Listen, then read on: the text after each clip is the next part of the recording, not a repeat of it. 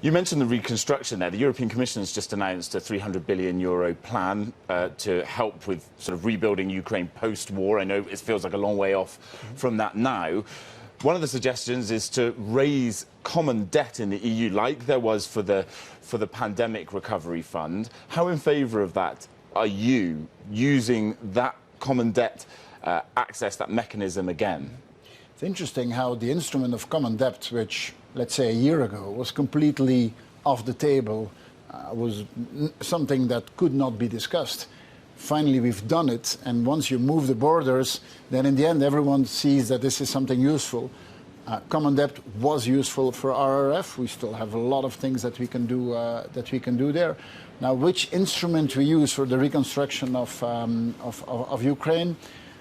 Honestly, for me, as long as it is investment, common debt works for investment. You should never use it for current expenses.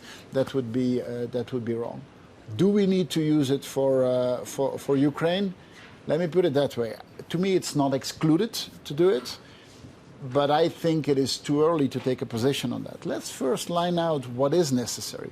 What are the type of investments where we can play a role? How can we rally other, for example, multilateral institutions in the reconstruction? And afterwards, let's look at the instrument that we need.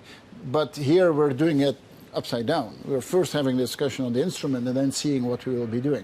Let's first decide on what we would be doing, and then I'm open for the discussion, but I haven't made up my mind yet.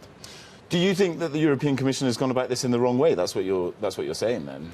Well, I think that it's logical that we always get pushed into the symbolic discussions, which is, oh, is it common debt or is it not common debt?